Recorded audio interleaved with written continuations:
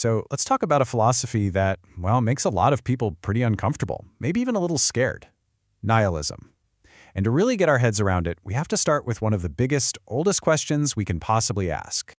You've been there, right? Lying in bed, staring at the ceiling, and that thought just pops into your head, why are we even here?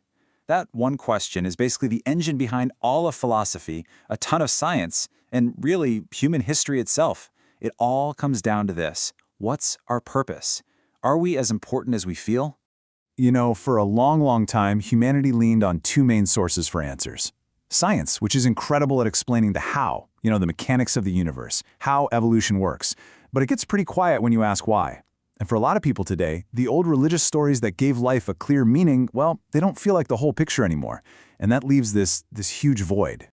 And that is exactly where our topic comes in. See, nihilism is the philosophy that walks right up to that void, stares straight into that feeling of meaninglessness, and it doesn't even blink. The name really tells you everything. It comes from the Latin word nihil, which literally means nothing. So, at its core, nihilism is the pretty stark argument that life doesn't have any built-in meaning, no real value, no grand purpose. It basically says our entire existence is just a cosmic accident, a quick flash of organized stuff in an otherwise chaotic universe. We make up all these stories about meaning, but according to nihilism, we're really just talking to ourselves. I mean, you can't really say it any plainer than the novelist Cormac McCarthy did. The point is, there ain't no point. That is nihilism in a nutshell. It's just a flat-out rejection of any kind of grand design for humanity. So a nihilist might say, hey, stop looking for something that just isn't there to begin with. Joseph Heller, he takes this idea and strips away any of the romance. He says without a spirit or some kind of divine spark, we're just organic material. We live, we die, and we decay. In this view, the universe could not care less about our hopes, our dreams, or that we even exist at all. We're just here, and that's it. But look, an idea this huge and this radical doesn't just pop up out of thin air. Nihilism has this really fascinating, kind of wild history. It started as a fancy academic insult and grew into a revolutionary movement that literally wanted to tear down all of society. So the journey of this idea is really something. It starts in the early 1800s, when a philosopher named Friedrich Jacobi just made up the word to insult his rivals. But then, a Russian novel called Fathers and Sons made the idea famous. And from there, it caught fire, sparking this radical political movement in Russia that said, let's get rid of it all, the government, the church, even the traditional family. And then finally, the idea gets its most famous analyst, Friedrich Nietzsche. Which of course brings us to probably one of the most famous and definitely most misunderstood sentences in all philosophy. When Nietzsche wrote God is dead, he wasn't just saying he didn't believe in God. It was so much bigger than that.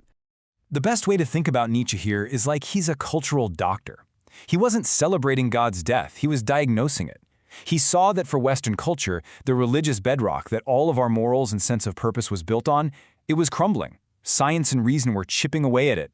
And while Nietzsche himself wasn't a fan of religion, he was actually terrified of the void this would create.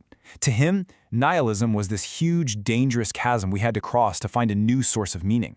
It was a terrifying bridge to whatever comes next for humanity. Now, it is really easy to just paint nihilism with one big dark brush, but it's not a single thing. It's more like a whole family of related ideas, and each one of them looks at this concept of nothingness from a slightly different angle. Some of them might even surprise you. Okay, let's start with the big one, existential nihilism. People get this confused all the time with its more optimistic cousin, existentialism. They both actually agree on the starting point. Life has no built-in meaning, it's totally absurd. But right there, they hit a fork in the road.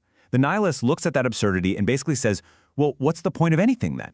But the existentialist, they look at it and see absolute freedom. They say, great, if there are no rules, that means it's up to us to create our own meaning from scratch.